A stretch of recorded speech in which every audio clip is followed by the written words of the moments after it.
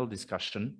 And for this, I'm very happy to welcome three experts in the field, both in their respective activities. So we will have, among others, Gilles Parmentier, who is the CEO of Africa Ren, a developer and investor in large-scale solar projects in Africa. I will tell you a little bit more about him in a few minutes. We are also welcoming Peter Mockel from IFC. And Peter, as you can see, is in charge of all the topics around energy storage in Africa for IFC. And also we are welcoming Titus, who is representing Jinko as the technical services manager. So I really look forward to having a discussion with the three of you today on the topic of large-scale storage in Africa. And as a first speaker today, I would like to welcome Titus. Titus, who is the technical services manager at Jinko Solar, joining us today from Kenya. I'm sure many of you know Titus already for his activities in the traditional, let's say, solar industry and with regards to supply of modules for all your projects. But what probably fewer of you know is that Jinko is now also active on the storage side of things.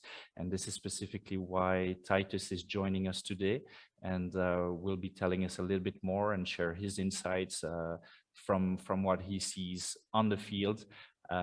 So Titus, if you don't mind, could you please tell us a few words, a quick introduction about you? Jinko Solar, everybody knows, but it's always welcome to remind us, but also more specifically about this new activity of the company with regards to the storage manufacturing.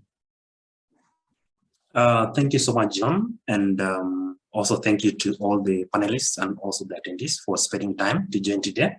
So, and also thank you, John, for the introduction. I think it's been well put.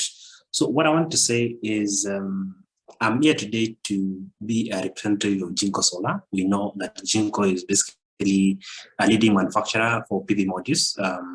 That is not only in Africa, but basically in the whole continent, in the whole continents in the world. And what we've been doing for the past years is that we've been trying to make sure that we are not only a leading manufacturer in terms of, or rather supplier of PV modules, but also we are trying to be a leading technology leader in the industry. So over the past few years is that, our inception started in, or rather business started in 2006. So we've had some very good success with regards to PV modules, being the leading global manufacturer for a period of more than 4 years, between 2016 to 2020. And that is 3 years ago is that we ventured into basically our R&D to develop energy storage solutions.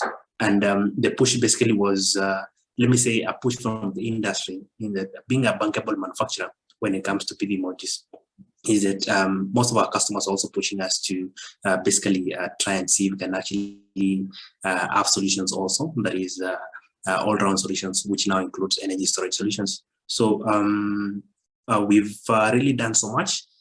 And to be honest, is that I was in the company since inception when we started the energy storage division.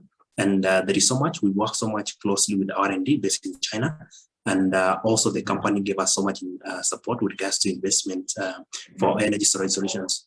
And as I say that we witnessed more success than challenges for the last 3 years.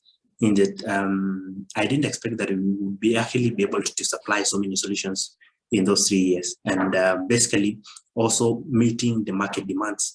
Because when it comes to energy storage, there are usually different demands for different customers, because basically it's a solution. So getting to meet all these demands was a bit of a challenge. But I must say that so far so good. Of course, we're having some bit of challenges in, it's more of upstream suppliers, like basically from lithium prices.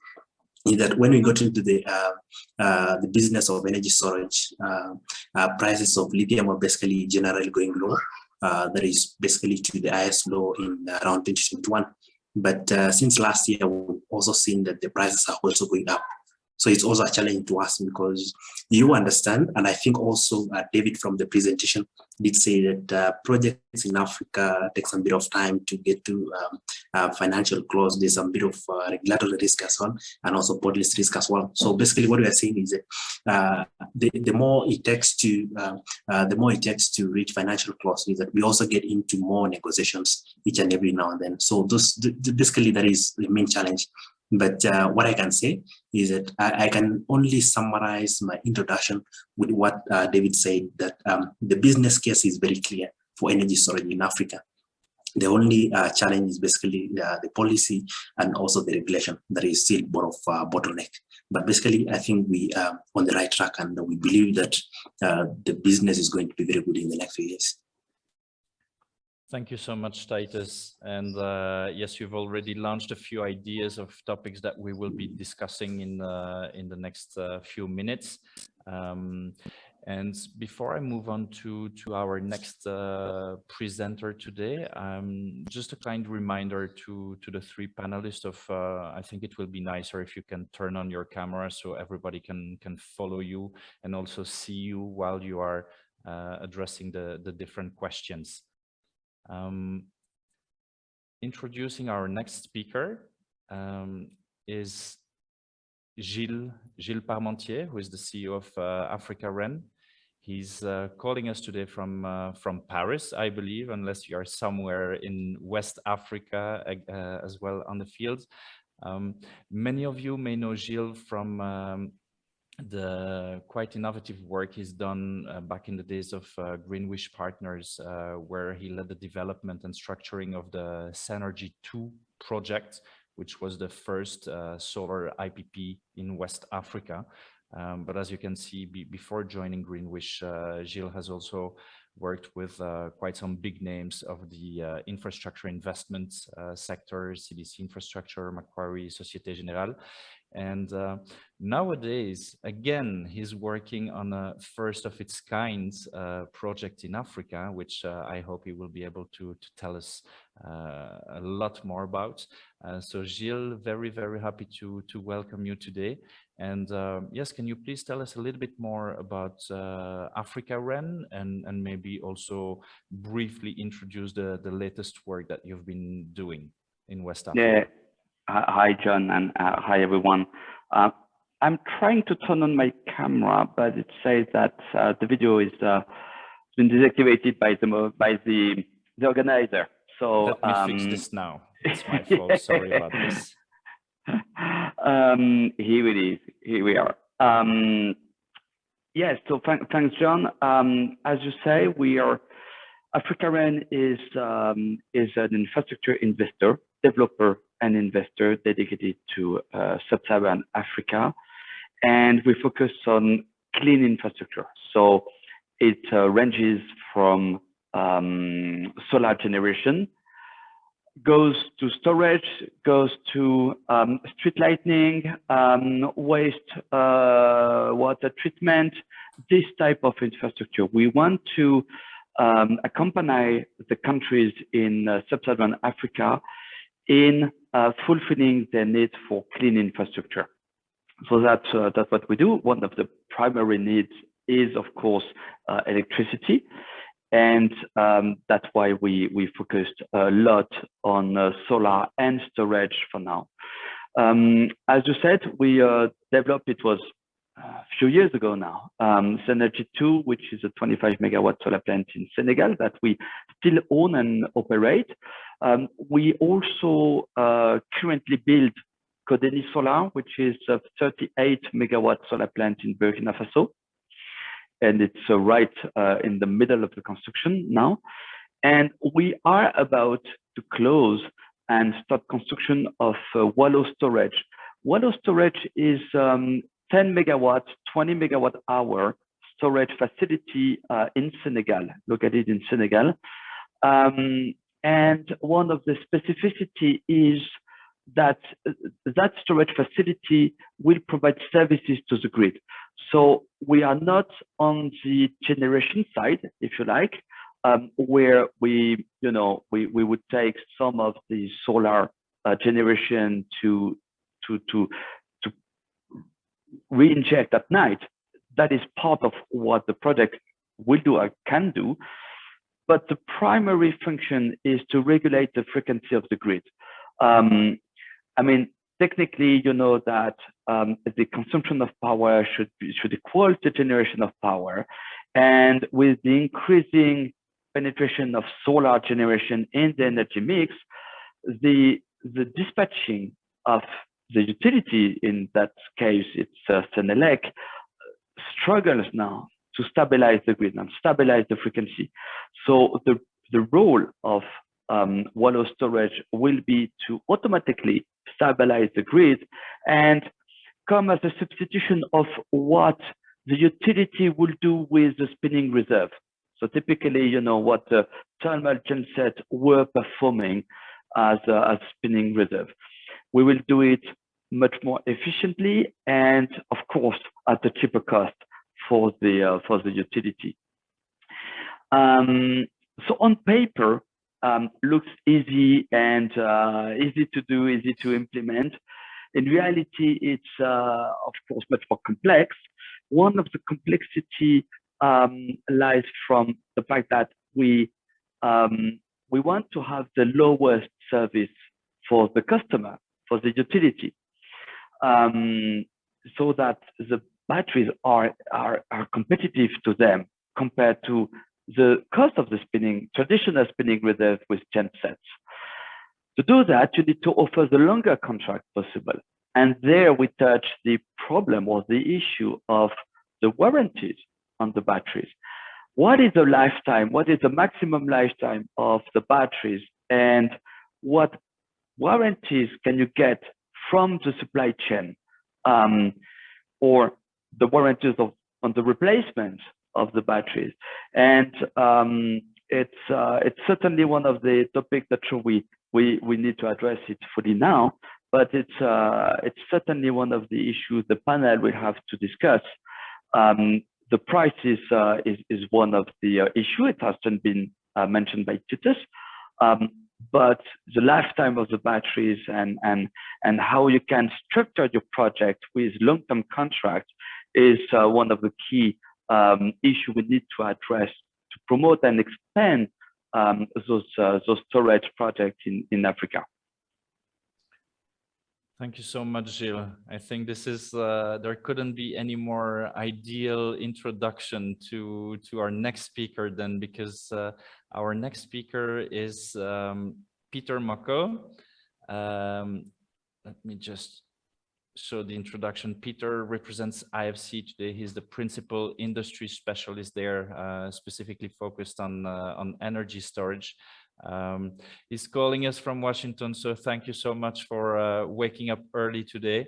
Much appreciated. I just want to share a few words about your background before giving you the word, Peter. So you have quite an extensive experience in energy, ICT, and technology, both in the telecom sector, but also in smart metering, most recently before IFC, as you were the CTO of this German smart metering startup called Yetu, and previously also senior VP for R&D at Deutsche Telekom. You've also authored co-authored two books, Applied Technology and Innovation Management and Technological Trends in ICT. So if I may, I'm very curious to first hear about the evolution of your career coming from telecom, ICT, and then now more recently into this energy storage topic for IFC. And then maybe in the second stage of your introduction, explain a little bit about the current work that is being done by IFC. We all know IFC, of course. We all know IFC scaling solar initiatives, a few that started a few years ago, but now there is a strong focus on storage, and so we're very keen to hear a little bit more about this from you. Thank you, and yeah, good morning from Washington. The what's the link between telecoms and energy? And the so I worked on the backup power for some of the infrastructure in the German telecom system in the early and mid 2000s. And at the time, for the first time, we saw negative electricity prices on the spot exchange in Germany, which at that time was remarkable. Of course, now it happens a lot. And we began to use some of our backup battery infrastructure to buy electricity at negative prices and then sell it back at very positive prices, which at the time was in large lead acid batteries. And this was more an experiment, but it showed where the future was heading. So that was a leading indicator of what increasing renewables would do to the grid and how energy storage would be an important part in arbitraging that. So that was around 2004, 2005, and that stuck with me, and we developed that model more and more. And then eventually I focused full time on energy storage. And I think it's a good example of the old saying, the future is already here. It just isn't distributed evenly. So you sometimes see glimpses of the future. In IFC, we, as John said, we're the private sector part of the World Bank. So we finance private sector players in energy, in infrastructure in general, in my case, in energy. And this is both project finance and equity finance. 80% of what we do is in energy is project finance for mostly renewables. And increasingly, we see that you need to add energy storage to integrate a higher level of renewables into the grid. We on the IPP side, we're clearly keen to finance both standalone energy storage projects and energy storage paired with renewable energy.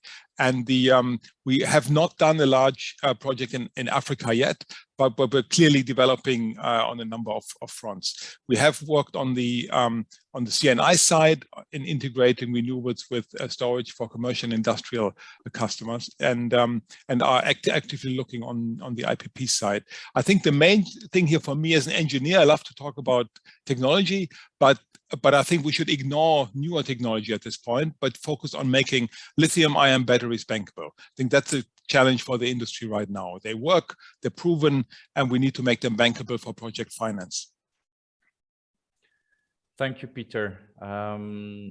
It's a wonderful introduction for me, because the first question that I wanted to ask all of you is, okay, so we have this project with Africa REN progressing quite well. There was a recent tender in Mauritius also asking for solar plus storage.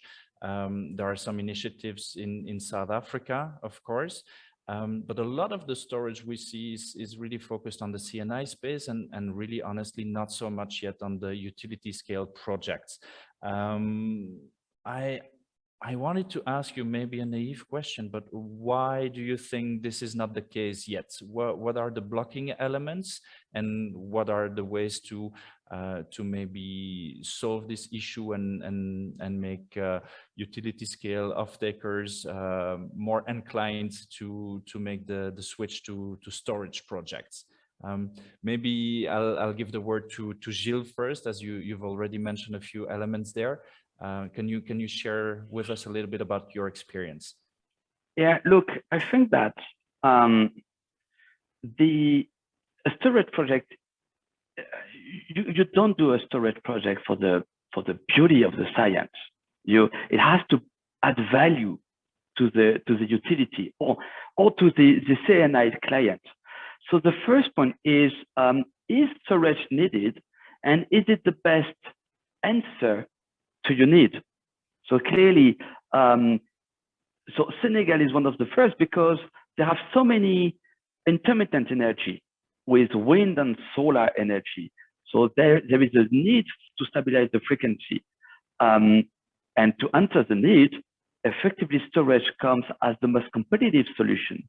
But if you look at you know, how much solar has progressed in Africa so far, there are not so many countries that have effectively a need right now for storage.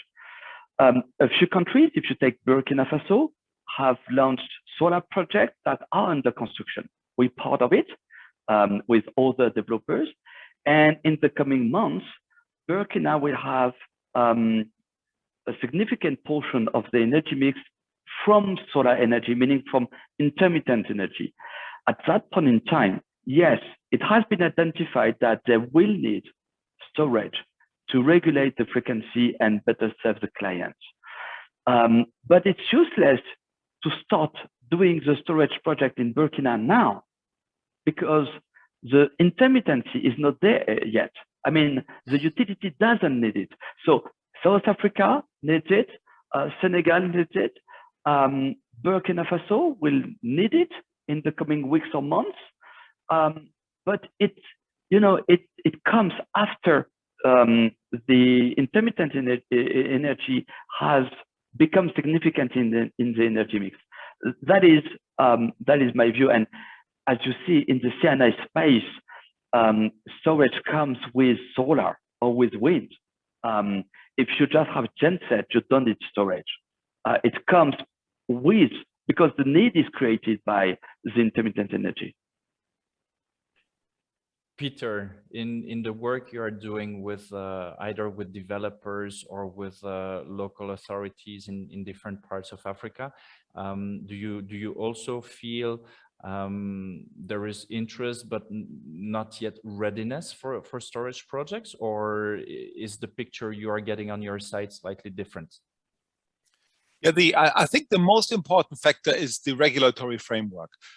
So before you talk about financing, the projects actually need to have value, and that's largely determined by can they make money in the marketplace.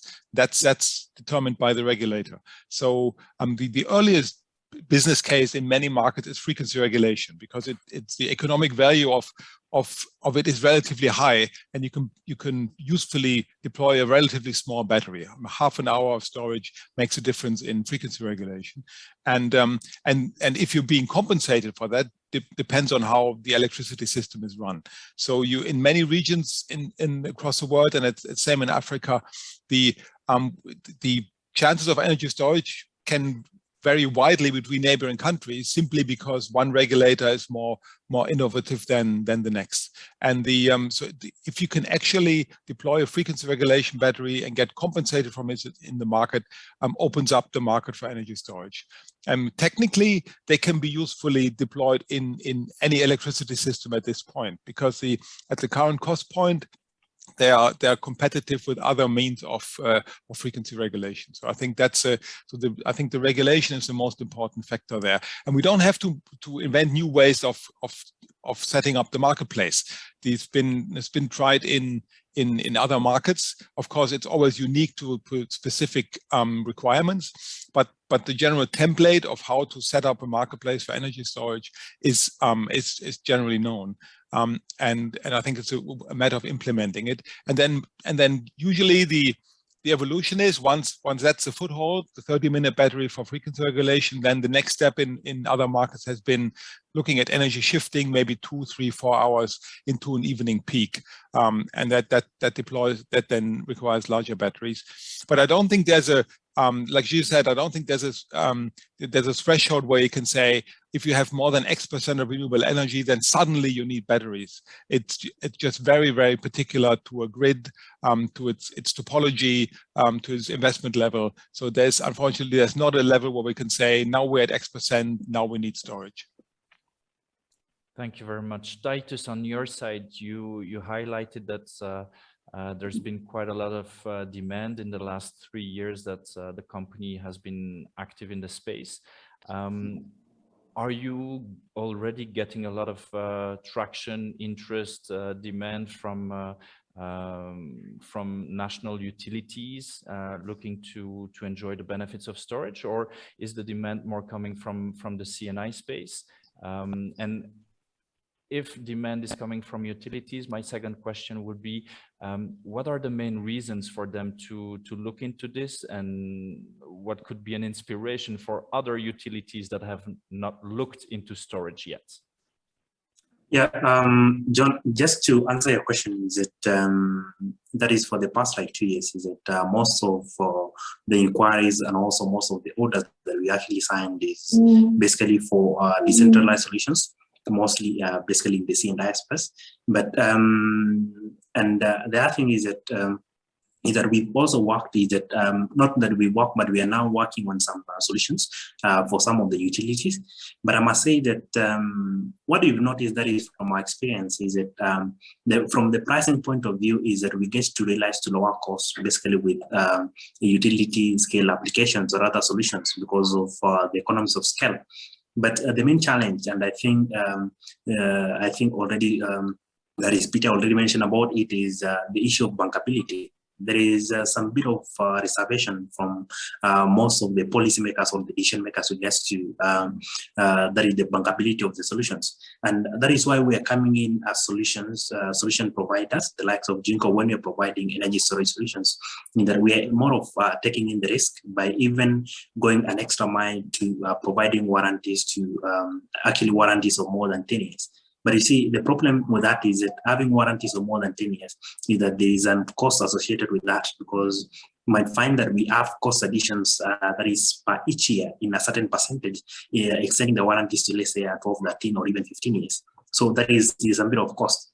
And when it comes to basically the financial modeling, is that we get to be honest, in some of the cases, is that storage makes no sense, because it also becomes more expensive in such scenarios because of the associated costs. So what is required is that what I usually see is that that is a big challenge, but with every challenge, there's also an opportunity for solutions, or rather what needs to be done.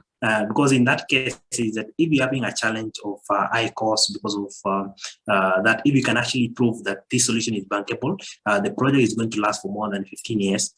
And we're even going a step ahead to provide SOH guarantee, that is state of health of the battery guarantee, in that there is also need for government support to provide incentives in different aspects to be able to make sure that the levelized cost of storage, or rather levelized cost of energy from battery storage solutions, also makes some bit of economic sense, so that there is a bit of motivation to invest in large scale, utility scale storage solutions. So what I'm saying is that that is just a summary, is that for the last few years, generally, I know you're also aware, is that most in that apart from South Africa, is that and some two or three other countries in Africa, is that there is basically almost zero demand for other utilities in Africa as well. So that is also some bit of challenge, of which it boils down to the overall aspect of bankability of storage solutions. I was specifically going to ask about this bankability topic, trying to delve into it, and I'll give the word to Peter in a few moments about this. Just a quick note to the listeners. I see that there's been a few questions through the chat section. If you want to make sure they are being addressed, just a kind reminder to drop them on the Q&A section. That will make it a lot easier for us all here organizing this event, and also for our speakers. Thank you. But back to Peter. So bankability has been mentioned by Titus, has been mentioned by Gilles, has been mentioned by you. You on the lender side and on the investor side, can you give us a framework of what is a bankable storage project and what is not? What are the things you look for in a project, and what are the things that you cannot accept? Yeah, I think, and this is a challenge now. And I love to talk about the next shiny object and the new technologies, but we need to make bankable what we have. And if you look a little bit, the markets with the highest share of debt-funded, project-funded storage projects are probably the UK and the US right now. And they're a little bit of a leading indicator of what will work in other markets. And so when we look at a storage project that we lead, that we get in Africa, we would look first of all for proven technology, which means lithium-ion batteries, preferably LFP batteries for safety reasons, from a tier 1 supplier. Now, in storage, we don't have an established tier system as we have in solar. This is still much more early stage, but it's a relatively short list of suppliers. We would look for at least 3 reference projects at 5 or 10 megawatts or more of the same cell type with the same inverter family having been used together in previous projects. And the integrator would have to have a track record of reference projects. We need a well-defined duty cycle for this, in order to get a good warranty. And I think this is a really good news here, that the warranties have jumped from, maybe 5-6 years ago, you would have gotten 8 years and 10 years if you're lucky. Now 15 years seems to be the new standard. And we've heard about 120-year project. So that's good. That the warranties have been a main concern, like Gilles already mentioned. Of course, there's a little bit of a tension here. The better the warranty, the more boxed in you are on the duty cycle. Normally, you have to have a very well defined duty cycle, and you want to keep a little bit of upside of changing the use case of the storage project, especially in the recent turmoil in energy markets, for example, in Europe, have shown that there's a large upside to having a little bit of flexibility how to use the battery. Big question is around merchant risk. In the UK, there have been projects, as far as I understand, that had 4 years of capacity payments and then merchant risk early on, and that seems to have been bankable for some lenders. That's encouraging. We would be very cautious around merchant risk at this point of the market development. So I think that's that's clearly a challenge. And then finally, and I think this is where the whole industry has to do better, we need some standardized PPA formats. In solar and wind, everybody understands what the contracts look like. It's very easy to analyze them with a relatively efficient legal cost. In energy storage, there's a lot of new formats. Some procurements make it up from first principles. You have to invest a lot of time and legal costs to understand what's going on in terms of the PPAs, and then it increases the risk perception if you haven't seen that before. So I think we all need to converge on a standard way of doing this. Don't want to call it scaling storage. I think the scaling solar is unique, but a little bit the underlying philosophy is the same, that we need to get to a standardized set of legal documents. And Gilles, in your case, sorry, you're a man of first of its kind. In your case here, I mean, the agreement that you have developed with Selenec, if I understand correctly, is very, very different from a traditional solar PV project. But at the same time, maybe not so different from a traditional power generation plant where there are concepts of capacity, dispatchability, availability. Linking into what Peter just mentioned about the storage version of a PPA, maybe SPA, a storage purchase agreement. Can you tell us a little bit about your experience in dealing with your client there? Has it indeed been super difficult because those were new concepts, or were you able to take elements from elsewhere in the power industry and in the end come to a relatively simple agreement? Yeah, effectively, it was a bit new for everyone when we signed the it's not a PPA. I mean, call it a service agreement. And when we thought about the revenue structure with the utility, our priority was effectively first that everyone could understand what was the services and what was the remuneration associated to it, including the lenders. And so we had the choice of either going through a complex revenue structure where each type of service will have a different revenue, typically frequency regulation, participation to the black start, and you say, okay, why don't I have a different tariff for each type of service? And then going forward, I will be able maybe to have arbitrages between, that type of service and another one.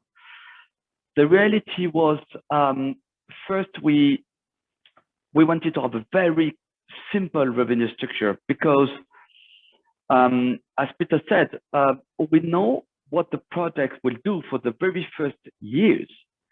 But when you sign a 10, 15, 20-year contract, the use of the facility will certainly change over time. It will change because the energy mix will change. It will change because the cost of power will change. We could go through crises that we're just experiencing now, and yes, that could be the an opportunity for extra revenue generation. But reversely, if you build your business case on pure frequency regulation, and that is not something needed by the utility in 10 years from now, that is the risk you take. So we decided to go through a very simple structure where we have this facility. It is at the disposal of the dispatching, and they will be the one deciding what they will use it for, and whether they use it for frequency regulation or to keep some power in the batteries to make sure they can answer more rapidly on black start, or they can help the peak hour at night. It is ultimately their decision. The power that is in the batteries belongs to the utility, and they have a direct control over the facility. Our role is to design the storage facility and make sure it remains available to the utility, and that ultimately it can deliver the services we promised, providing that the use of the storage facility remain within the operation condition we agreed with them. So it's in the end a very, very simple structure where we have just a capacity payment based on availability. And then, as Peter said, at some point, if there is a need for extra services and we can provide them, we'll have that discussion at that point in time. So if I understand correctly, properly managing the storage capacity is on the sides of the off-taker, but it's also a big responsibility. And maybe that can tie in to my next question to Titus. Peter mentioned another key aspect of making those projects bankable is the quality of the equipment. Can you tell us a little bit more about the relationship between what is being promised on paper on your side based on your knowledge of the quality of your products, but also a strong requirement in terms of the use of the products over time? Because this is a comment that we hear very, very often. End user says the manufacturer promised me that many cycles, that many available energy, but in reality this is not happening. And when they started complaining to the manufacturer said, yes, but you have not respected my usage terms or quality requirements.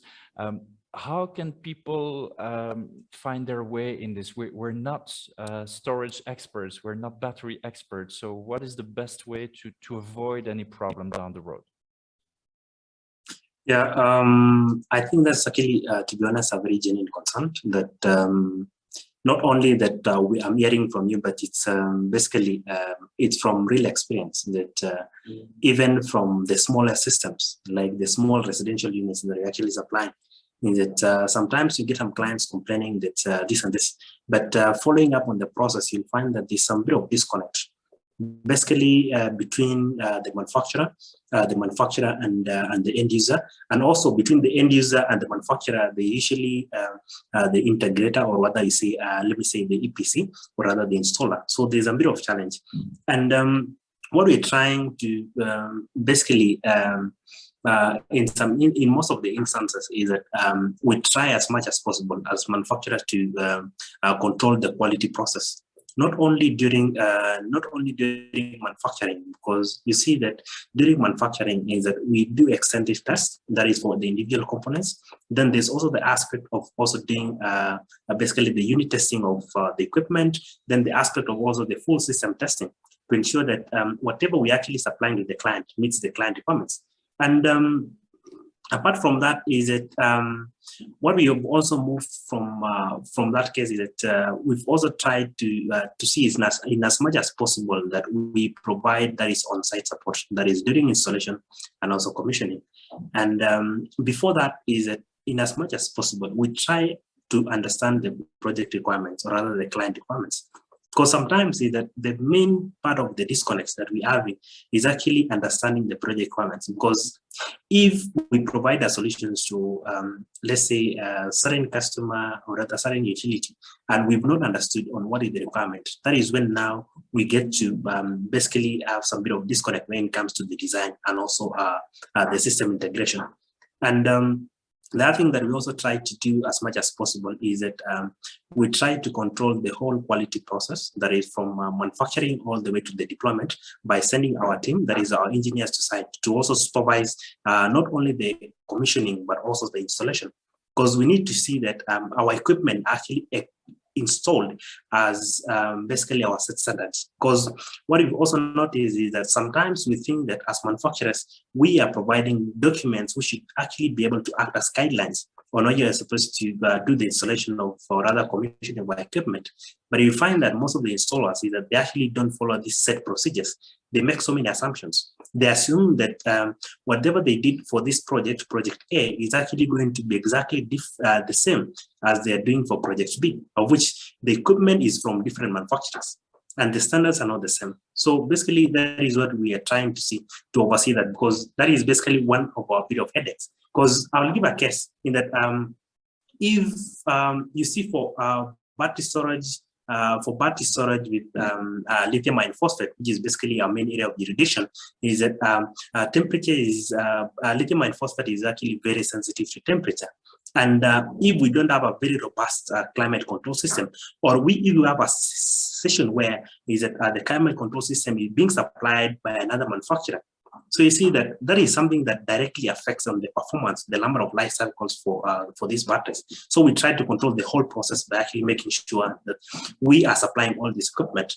The other aspect that, the other thing that is also a bit of a challenge that, and I think everyone else will also appreciate, is basically the energy management system. So you find that in as much as, yes, we want to supply the complete solutions, in some instances, we are not supplying the energy management systems ourselves.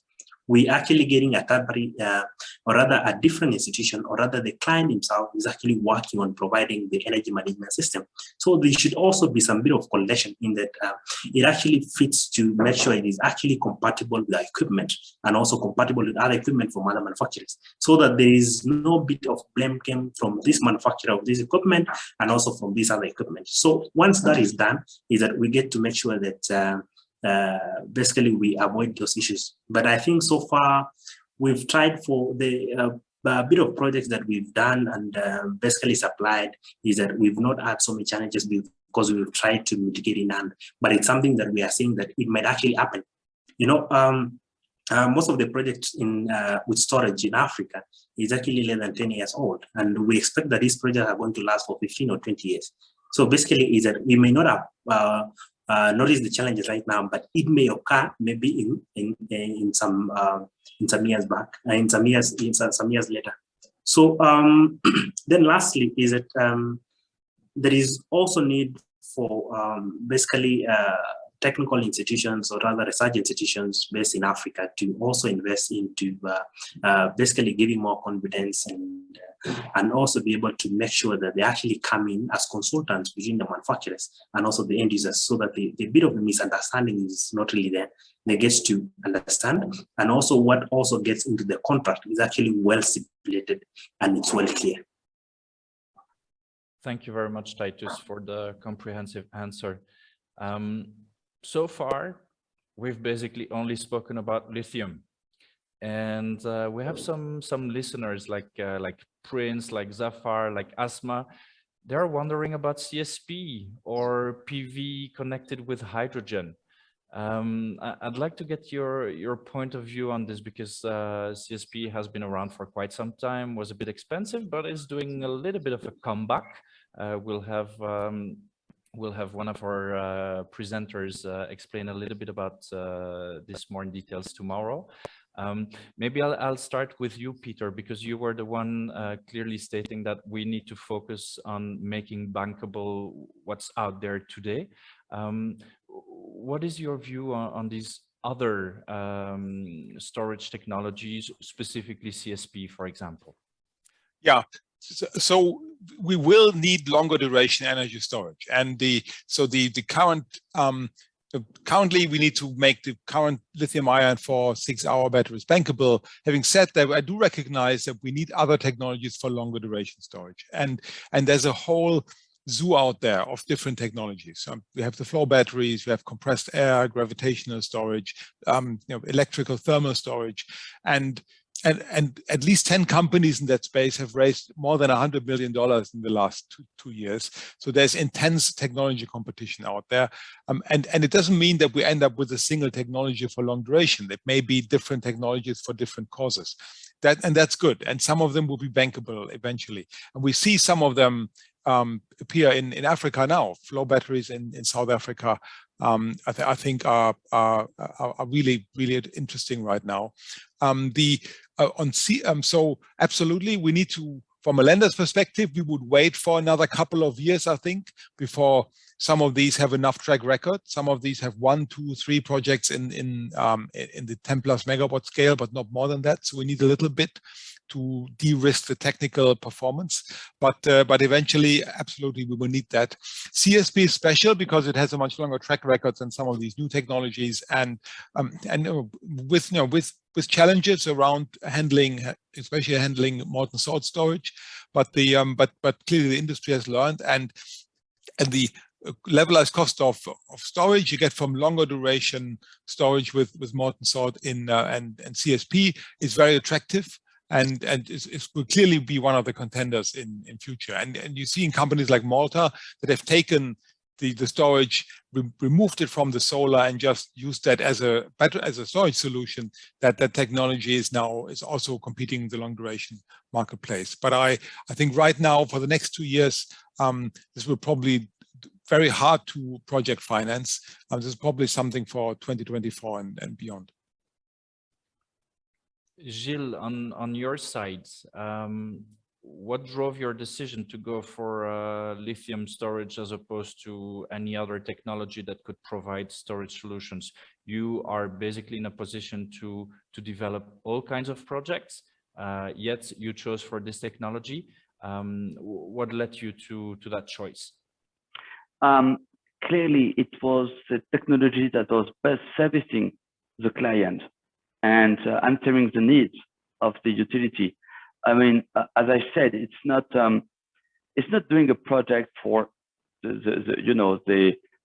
being proud to do a project. It doesn't make sense. Your project needs to make sense. It needs to fulfill a need, and that need was frequency regulation, and lithium ion was the best to do that. But as Peter said, and as you said, there is need for longer storage period and other technologies. Again, we need to make sure that the technology we use is effectively the most relevant to the project that we consider in terms of service, in terms of tenure of the project, warranties you need, etc. And then, as an investor, so that was my hat as developer. If I take my hat as investor, yes, I will have the same considerations as Peter. We look for mature technologies. If you invest in a project, if you invest your own money in a project, you want to make sure that you understand the risks that you take. And CSP is effectively very interesting. It has some industrial challenges, and today I'm not 100% sure that I would be keen to invest my own personal money into that technology in the long term. But again, if at some point that fills the needs of a client, I will certainly reassess my position and explore that technology more. We also carefully look at what happens in other countries across the world. I mean, I'm not sure Africa is the geography where we will want to test new technologies. Operationally, it's already quite complex to operate a solar plant or a storage facility in remote areas with difficult climate conditions. So we need to take that into account when choosing the technology. You need to have in mind how the stock of spare parts will behave under the climate conditions, how the technology itself will behave. Do you have enough air conditioning with the climate, with the climate conditions? And so you need to be a bit careful about the technology you take, because in those areas, you will certainly add one other layer of operational risk. And operating under those climate conditions, those difficult climate conditions, remotely, plus having a brand new technology, I'm not sure that is the perfect combination. Fair enough. Yes, let's simplify things and work with something that is widely available right now. And Titus, maybe a difficult question for you, but one of our listeners is suggesting manufacturers to simplify all headache about the supply of your products, to introduce some kind of buyback agreement in case there's an issue. Is this something that could realistically be considered at some point? And then same question, but from the other side of the spectrum to Gilles and Peter. Is this something, some arrangement that you think could be a definite game changer in the bankability of those storage solutions? Yeah, I think actually that question is more of one issue, and the whole idea is that the manufacturer, or rather the supplier, should also be very bankable. Because ideally, anything that is low quality or not performing as basically as stated in the warranty, or rather in the warranty clause, it needs to be returned back to the manufacturer, which is either for repair or replacement, or there is a clause that is actually included in the warranties. So we're not looking into that case. And what I'm checking is that with that case, it's more of, it actually, I can say it's more of the future, in that where we'll be looking into basically battery cycling and looking into second generation batteries, where we can, of course, in that our principle as a manufacturer is that we only want to sell first generation. We don't want to sell any recycled batteries to Africa. We want to maintain quality. We want to basically do that. But we've seen some of our peers or other competitors actually doing the same case, which to some customers, it might make sense because of the cost consideration. But if you're looking into something long-term, is that we're only looking into high quality, high-end products that is not only for Africa, but for all the regions. So we try to standardize.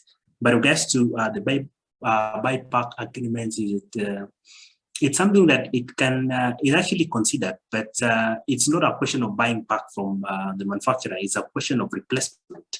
Because if it's not meeting the specifications, or rather what has been required, either regards to the product guarantee or rather the performance guarantee, then I think contractually you actually have a right to returning back to the manufacturer.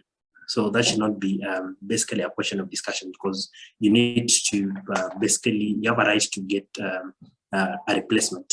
That is why it's in general perspective, for not only for battery storage, also for all equipment, is that it's also good to buy from a bankable supplier, in that in case of any fault, you can actually be able to trace the supplier and to be able to ask for either repair or a replacement for the unit. Gilles and Peter, how would such an agreement sound on your side?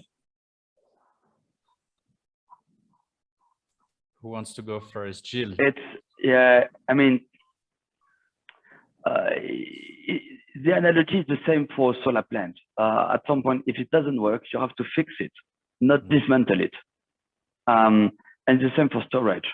you need to structure your project with the tier 1 supplier that will give you comfort that if there is any issue, he will fix it. And this is why you need to be very careful about your installation contract and also your maintenance contract and the warranties. But again, if it doesn't work, it doesn't mean that the needs have disappeared. So you still have to provide the service. I mean, it doesn't mean that you need to cancel the project. I mean, on our side, a utility gives us or trusts us to deliver a solution. If at some point technically we have a problem, we have to fix it. It doesn't mean that the client doesn't need the solution anymore. So for us, it's not an option to terminate and say, okay, sorry, we ask the supplier to take back his product and we'll procure a new one and it will take 18 months. Now, we cannot afford to do that. So, and this is why project development takes so long, because we need to make sure that when it starts, it works.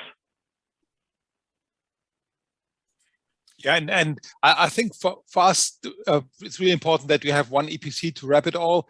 And if they haven't got the track record of working with storage, maybe there needs to be a dedicated storage integrator below it, which of course is a problem. Then there's another party to add a little bit of margin that makes it more expensive, but you need that you need somebody with a track record of having implemented the storage, and you need to EPC to wrap it all, so there's no finger pointing. Gentlemen, we've spoken briefly about this earlier in the conversation, but there's been a few questions about this, about when is the right time for a utility to consider storage. From Gilles' side, we understand it's specifically related to more and more renewables, more and more solar to come online, and for frequency regulation. But for Peter, there were other situations where storage could be advised. Could you please share your point of view again on this, and maybe open up the minds of people who are listening and identifying some opportunities for storage that they should consider?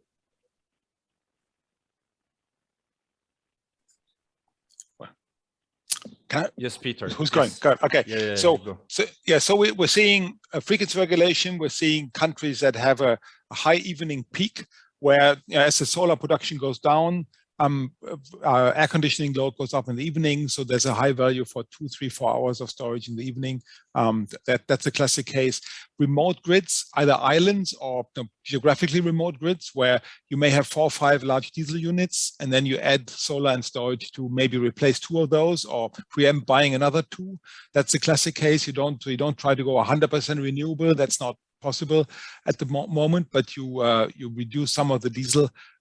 In this could be remote towns or it could be islands. That's a case we're seeing. And then finally, we're seeing in a few markets, I haven't seen that in Africa yet. We've seen that in Latin America, is transmission deferral, where storage is being built in to preempt building transmission lines, especially in difficult areas. For example, tourism areas with protected environment, subsea cables, where it's especially expensive and onerous to build transmission. We've seen storage to preempt that. Fair enough. So for immediate use cases there identified by you, Peter. Very good. We're coming to the end of this session. I would like to ask you maybe one last question to all of you, for specifically because we're talking about utility scale storage today. If there are some representatives of national utilities, ministries of energies joining us today, and I'm sure there are several, what would be your recommendation to them to start learning more about the possibilities in their specific case, and to get in general more comfortable and readier for a potential large-scale solar project? I'll start with you, Titus. Yeah, basically what I would say is that the right time is yesterday. It's not even today. basically we need to start, and basically there are also different models from either technical and also financial models that can actually be able to work on, to be able to see on the commercial viability of the projects, look also on the technical viability of the projects. And I'll give a case that, to be honest, in some of the grids in Africa is that there is need to invest more into renewable energy sources like the likes of PV plus wind, because it's now making in commercial sense. But the aspect is that is the grid, or rather the grid infrastructure, is it able to basically take these renewable energy sources? Remember is that most of this, like PV and wind, they're actually intermittent in nature, in that they're dependent on the wind speeds and also the solar resource. So if, let's say, a grid is having a capacity of, let's say, less than 1 gigawatt, like in most of the small countries in Africa, is that, and the renewable energy fraction for PV and wind is more of, let's say, 30%. If we lose in 30% of the grid supply, or rather the supply, is that it can easily result to national blackouts and posing so much challenges to most of these utility infrastructures. So instead of basically venturing into expanding or rather stabilizing the grids, there is also needs to invest in battery storage to make sure that it also gives some bit of stability on the grid supply networks, because grid extension, grid infrastructure expansion is actually very expensive. So there is also needs to look into investing into battery storage. It's more of a long-term solution, and it's really going to be beneficial to the utilities. So basically looking into that. And then more of my parting shot is that there is notion that also batteries or rather storage prices or rather battery storage prices are actually going low. I think for now that may actually look like a fallacy, because it's more of stable, but it looks from the trend this year, it's more of going up. So it's basically also good to look into in that what is going to, is it really making an economic sense right now? In that if the prices happens to go lower in the coming few years, it will be more of an incentive. So basically, that would be my sentiments on that. Thank you very much, Gilles. Difficult task of, if you had to summarize your key message to utility representatives across Africa, what would be your message? Look, one of the difficulties we often face with utilities is about the pricing or the tariffs attached to the service. Most of the time we come with a project that will solve a problem of frequency regulation, and we have utilities that will compare the cost of the storage in kilowatt hour against their current cost of generation, which doesn't make sense, because we don't, it is not a generation facility. It's a storage facility that will give all the type of service. And the difficulty is to compare the cost of that solution of storage with the cost of the non-solution, meaning grid outages or spinning reserves or dimmed energy that will have to be paid to IPPs.